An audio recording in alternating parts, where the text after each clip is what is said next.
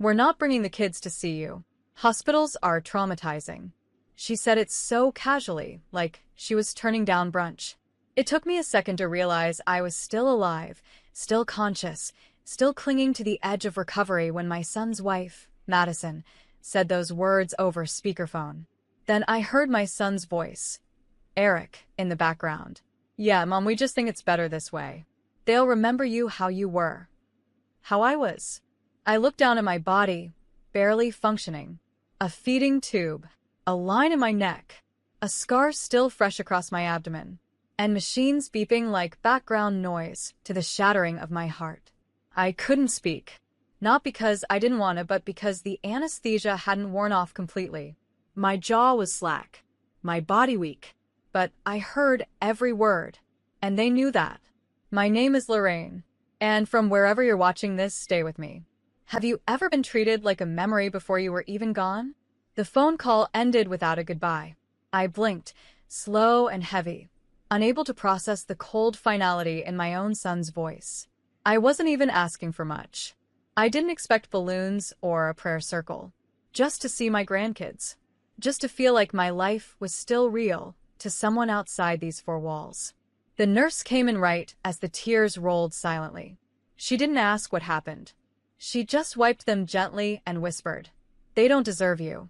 I wanted to believe her, but in that moment it felt like no one did. For weeks, I stared at the ceiling, trying to remember what I'd done wrong. Had I loved him too much? Too little? Was I too present? Or not enough? I remembered birthdays. Every single one. I remembered staying up all night with him when he had the flu. I remembered cashing out my retirement to help with their down payment. And now, they couldn't even bring the kids to say hello. They had already buried me, just not officially. I left the hospital after 11 weeks. No welcome home banners. No calls. No casseroles. Just silence. But sometimes silence is a gift. Because in it, you find the truth. You owe no one a second chance to discard you twice. Over the next few months, I didn't chase. I didn't beg to be included. I focused on getting stronger. My hands, once trembling, started writing again. My feet, once numb, began walking further than the living room. I changed my will. I changed my locks. And most importantly, I changed the name on my emergency contact form. From Eric Blake to Nurse Maribel Santiago. She had seen me cry. She had held my hand when the pain got unbearable. And she never once looked away from who I really was. 6 months passed. And then, on a cold Thursday morning, the phone rang. It wasn't Madison. It was the ER. "We have Eric Blake in critical condition. You're listed as the emergency contact." I cut her off, calm as a lake. "No, I'm not. Ma'am, the number is registered to you." "I know, but I'm not the name on the form anymore." Click. Some doors close with a bang, but the ones that matter, they close with clarity. That night, I made tea the way I always did, slow, methodical, with a hint of lavender. No shaking hands. No tears. Just silence, warm and steady. The kind of silence that used to terrify me when the house was full of noise and people and obligations. Now, it felt like peace. Because for once in my life, I didn't feel guilty for letting go. I didn't call back. Didn't follow up. Didn't even check the hospital's website to see if my son was okay. I knew that sounded cold, but let me ask you something. Where were they when I was hooked up to machines, unable to speak, praying for one familiar face to walk in? Where were they when the doctors said, I almost didn't make it? They were home, spending the money I helped them save, smiling in photos I wasn't invited to, teaching my grandchildren I was too sick to visit instead of teaching them what loyalty looks like. So no, I didn't return the call.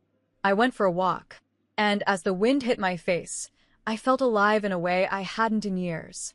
The next day, Nurse Maribel texted me, "You okay? Heard from County R that they called you by mistake." "I'm more than okay," I wrote back.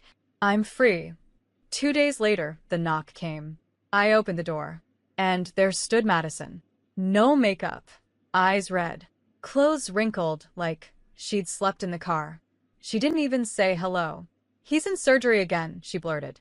They said you were listed as the emergency contact, but then you hung up. I didn't invite her in. Yes. I hung up. She blinked, like it was news that her actions had consequences. Why? He's your son. And I was his mother when it mattered, I said, voice steady. When I needed him, he was too busy protecting your comfort. He let you erase me. She stepped forward. The kids miss you.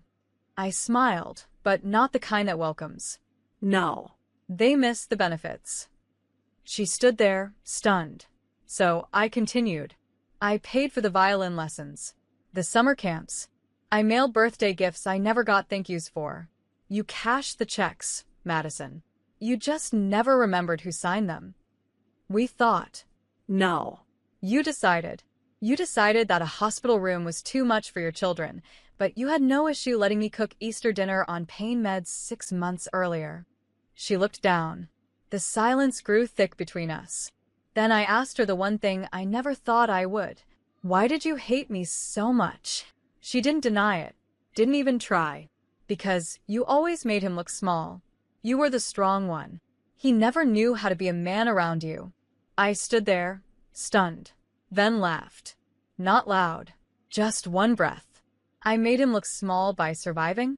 She had no answer, because truth doesn't need to yell. It just stands. I closed the door, slowly. No slam, no scene. And on the fridge behind me, a new sticky note, this time, written by me. Peace isn't petty. It's earned.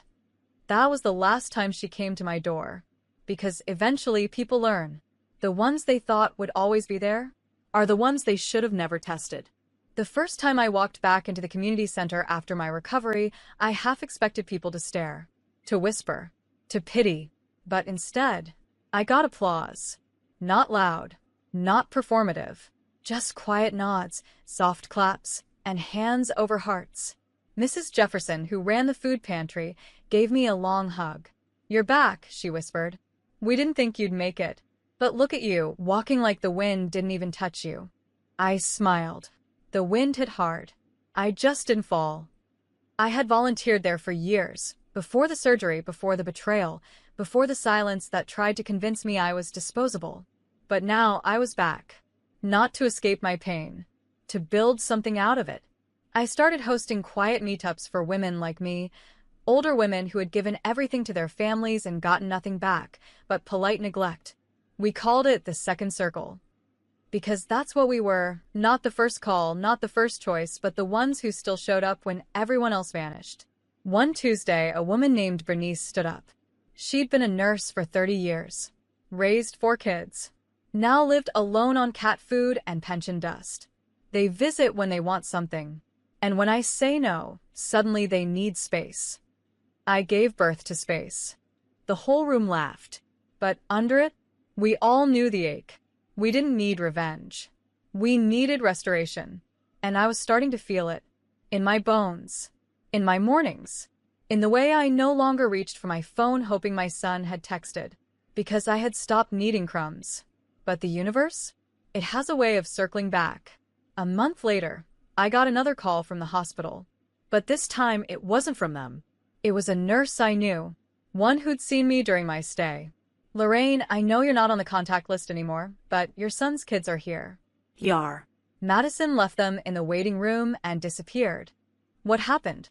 Car accident. He's stable. She panicked. Took off. I felt nothing at first. No fury. No fire. Just the kind of heavy silence you feel when life offers you a test, again. I drove there quietly. When I walked into the ER lobby, the 2 kids, Caleb and Lila, looked up. They didn't recognize me at first. But then Lila stood. Grandma? I hadn't heard that word in so long, it almost hurt. I sat beside them, wrapped them both in my arms. And for a second, all the anger in the world went quiet. Not because I forgave, but because I remembered. Remembered that no matter how much their parents failed me, they hadn't. Eric was unconscious when I peeked into his room. Machines humming. Oxygen tube in. Just like me, 6 months ago. Only this time, I was standing. He wasn't. Madison was nowhere to be found. The nurses said she screamed something about not being built for this and ran. The kids had no one else. So I called child services.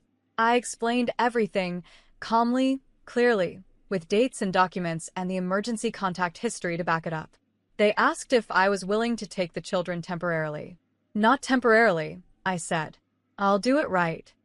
As I signed the forms, I felt something shift. Not power, not revenge, ownership. Of my worth, of my name, of a future they thought they had written without me. They thought they'd erased me.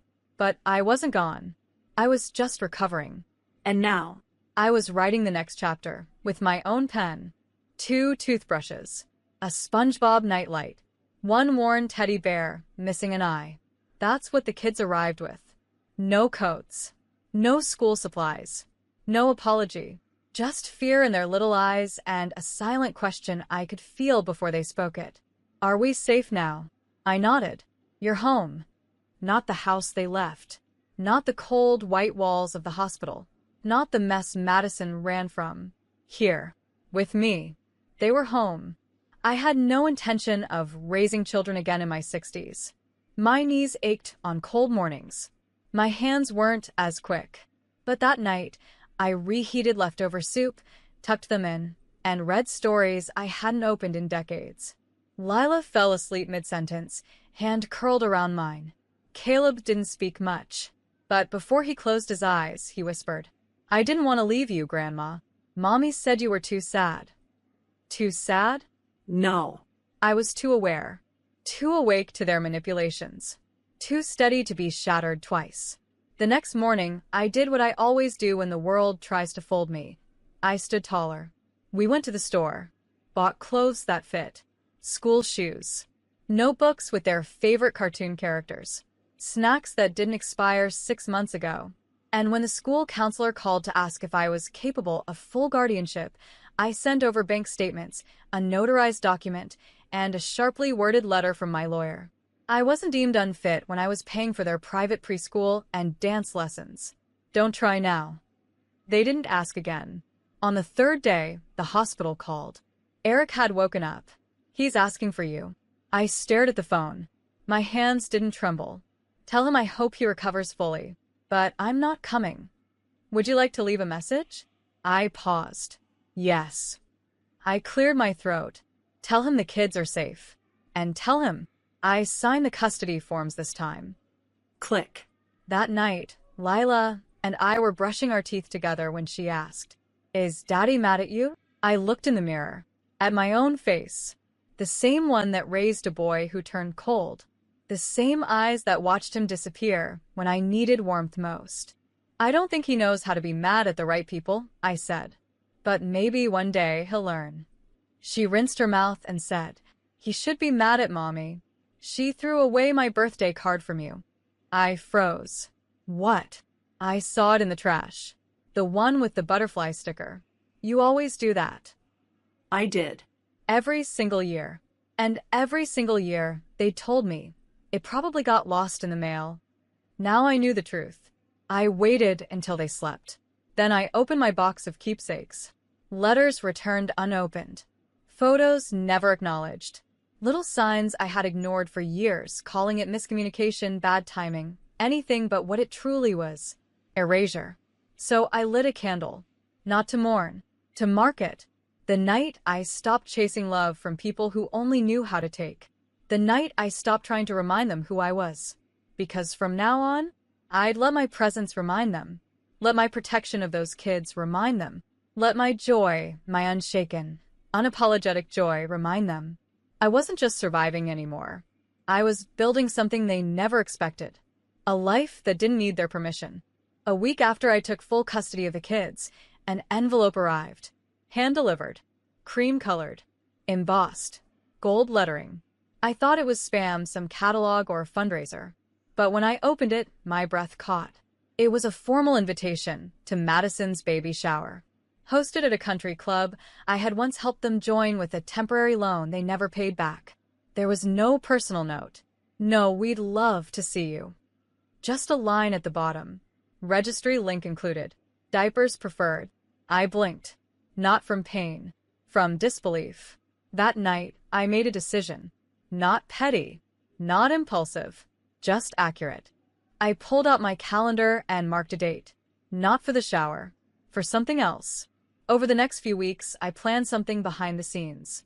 Quietly, efficiently, like all the best strategies. I invited a few close friends, made a reservation at a venue I adored, the art museum downtown, the one they never wanted to visit because culture doesn't make money. I ordered cupcakes with butterfly toppers, just like the stickers Madison used to throw in the trash. I didn't plan a party. I planned a reveal. When the day came, I dressed in a navy suit I hadn't worn since before the surgery. Strong lines, clean buttons, not glamorous, just powerful. Caleb and Lila walked in wearing matching cardigans. They looked safe, not guarded, not unsure, just like kids again.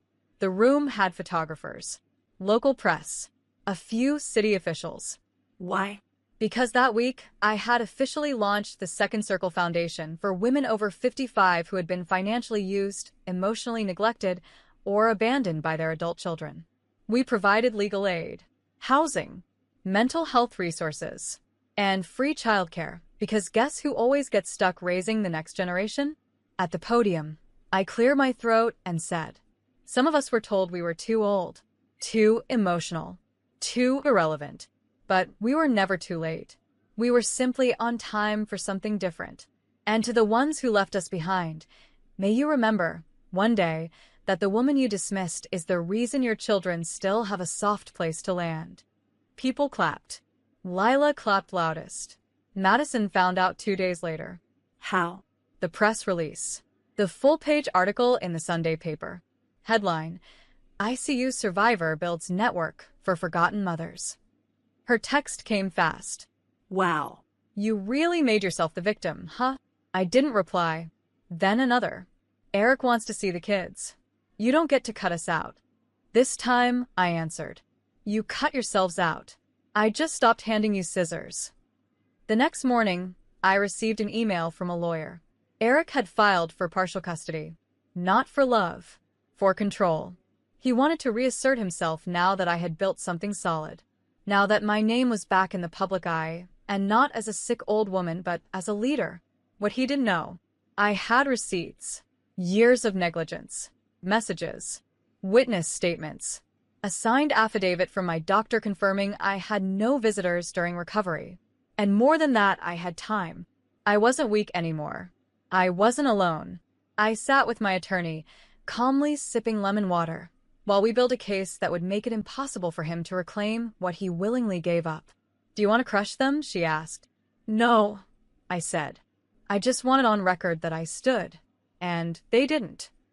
Because sometimes survival isn't enough. Sometimes you must rise so high that the people who abandoned you can't even reach your shadow. Eric arrived late to the custody hearing, unshaven, dull-eyed, wearing a wrinkled suit like someone else picked it off a clearance rack and told him it looked respectable. He wouldn't meet my eyes. But that didn't matter. I wasn't here to argue. I was here to close a chapter. Lila clutched my hand outside the courtroom. Will they make us go back? I knelt to her level, brushed a loose curl behind her ear. They'll hear the truth today. Not just from me, but from the people who were watching even when you thought no one was. She looked at me like I was 10 feet tall. Inside, the judge adjusted his glasses and began.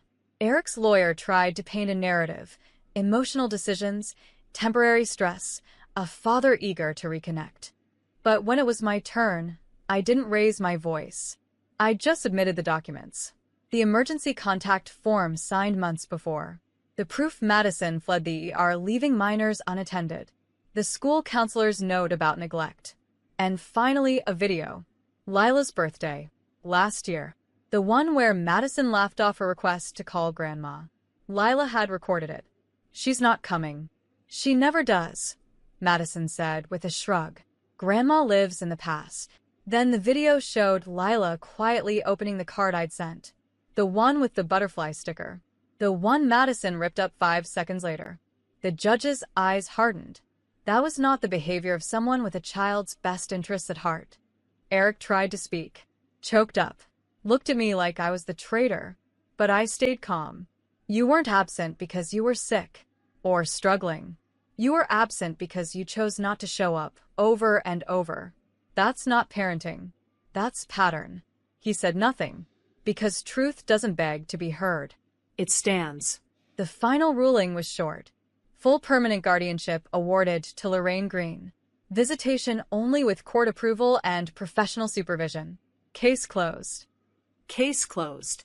But that wasn't the most powerful part. As we stood to leave, Eric mumbled, almost under his breath, but just loud enough. You really think they'll love you more? I didn't turn around. I just said, No. but they'll feel safe with me, and that's better than love built on fear. Outside, reporters were waiting. Somehow, the press had picked up the foundation story and tied it to the hearing. I didn't stop to give statements, but one reporter asked as I walked past, "What would you say to mothers who feel forgotten by the children they raised?" I paused, looked straight into the camera. Don't beg for a seat at a table that collapses without you. Build your own. That night, I didn't celebrate. I cooked grilled cheese and tomato soup. Caleb did his homework at the table. Lila drew a butterfly and taped it to the fridge. It said, "Grandma's house equals home." I cried in the hallway, but not from sadness. From the kind of peace that only comes when you've finally broken a generational chain. Eric didn't call again. Neither did Madison. They disappeared the way people do, when shame outpaces pride. But I wasn't waiting for an apology. I had the kids. I had my purpose. And I had something no court or contract could measure. The quiet triumph of being trusted again. The first time Lila called me Mom by accident, we were in line at the grocery store. She froze, eyes wide, embarrassed. "I'm sorry, I didn't mean..." I squeezed her hand. "It's okay, sweetheart. I heard what you meant, and I meant it, because by then, she was my daughter in every way that mattered." That weekend, Caleb brought home a family tree project. He laid it out on the kitchen table, crayons and glue scattered everywhere. "Do I put Dad's name here?" he asked, pointing to the top branch. I hesitated, then said, "That's up to you. But why don't we add the people who show up?" He nodded slowly and wrote, "Lorraine," right at the root. A few months later, we had our first proper vacation, just the three of us. A cabin near a lake. No phones. No noise. Just board games, campfires, and laughter I hadn't heard in years. At night, I'd sit on the porch while they slept, watching stars. And every time I exhaled, it felt like letting go of years of disappointment, breath by breath. Not because it didn't hurt anymore, but because the healing was louder. Then came the email. From a private prep school I couldn't afford when Eric was young. They'd seen the article about the foundation, about my story. They were offering both Caleb and Lila full scholarships. "We believe in second circles," the principal wrote. I read it 3 times, and then just whispered, "God, you don't miss a beat, do you?" At orientation, other parents stared. Older woman, 2 young kids. People assumed, whispered, Judged. One woman asked me if I was the nanny. I smiled. No. Just the woman who showed up when everyone else vanished. She didn't ask again. Life didn't suddenly get perfect. Caleb had nightmares. Lila asked hard questions. There were bills, lawyer updates, and days when I still missed the version of Eric who used to hold my hand crossing the street. But every night, before bed, the kids said, "Good night, Grandma. Thank you." Not just for the meals, or the roof, for everything. One evening, I sat with Lila brushing her hair. She looked at me in the mirror and asked, "Do you think Daddy ever loved us?" I paused, then said, "I think he loved what made him comfortable. But love that disappears when it's hard isn't really love. It's convenience." She nodded slowly. "Then I'm glad we live with you." The next morning, the kids surprised me. A card on my pillow. Drawings. Glitter. Stickers. Messy handwriting. It read, "Happy Mother's Day to the woman who became everything." And on the back, "You didn't just rescue us. You chose us. That means more." I cried in the bathroom. Hard. Because for the first time in my life, I didn't feel like someone's afterthought. I felt like someone's answer. Later that day, I sat with a board member of the foundation. We were planning our next expansion, a second circle chapter in 3 new cities. She smiled and said, "I don't know how you do it all." And I looked out the window at Caleb racing through the yard, Lila giggling behind him with sidewalk chalk in her hands.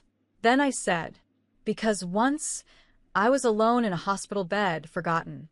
And now I'm someone's home." That's what legacy is. Not money. Not names and lights. Legacy is who remembers your arms when the world feels too heavy, and who runs to you when their soul needs rest. I wasn't just healing anymore. I was becoming the place where healing begins. 1 year later, the foundation's new wing opened, a renovated brownstone in the heart of the city. It had 6 bedrooms, a rooftop garden, a community kitchen, and a counseling suite painted in warm colors and lined with storybooks. Above the entrance, carved into dark oak and gold-leafed by hand, were 5 simple words. The Lorraine Green Second Circle. I stood there that morning, holding Caleb's hand. Lila twirled in her new yellow dress beside me. The press had gathered. Cameras clicked. But none of that compared to the quiet in my chest. The quiet that comes when your entire life has been screaming, and finally, it's not anymore. Caleb whispered, "That's your name, Grandma." I nodded. "It is." He asked, "How does it feel?" I smiled. Like I didn't just survive the fire. I rebuilt the house. Inside, women found comfort. Grandmothers, aunties, caretakers. So many who were left behind by the people they raised, now raising something new. I wasn't the only one. One woman, Miriam, said, "They stopped calling me Mom, so I called myself whole." Another, Sandra. "I kept giving them chances until I realized I was handing over pieces of myself." We weren't bitter. We were brilliant. We weren't angry. We were awakened. One afternoon, I got a call from a number I hadn't saved. It was Eric. "I saw the article," he said, voice quieter than I remembered. "Good. The kids look happy." "They are." Silence. "Do they ask about me?" I told the truth. Sometimes. I never lie to them. I just remind them who stayed. He didn't argue. "Just one last question.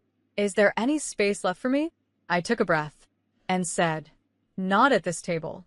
But I hope one day you build your own and treat people better at it than you did at mine." Then I hung up. Weeks passed. The foundation thrived. One day, Caleb stood in front of his class and gave a presentation. Topic: my hero. He didn't choose a firefighter or a superhero. He pointed at me. My grandma saved me twice. First when I was born. Second when I needed someone to believe in me again. The teacher teared up. I did too, because that was the kind of story I had once begged to be a part of, and now I was the whole chapter. Lila drew me a portrait for my birthday. A woman with silver hair and a golden crown, but instead of jewels, the crown had keys. "Why keys?" I asked. "Because you unlocked everything," she said. I used to sit in the dark waiting for a phone call, a text, a knock at the door from the family I sacrificed everything for. But now? I sit in a sunlit room where women laugh, where children play, where peace lives and doesn't feel borrowed.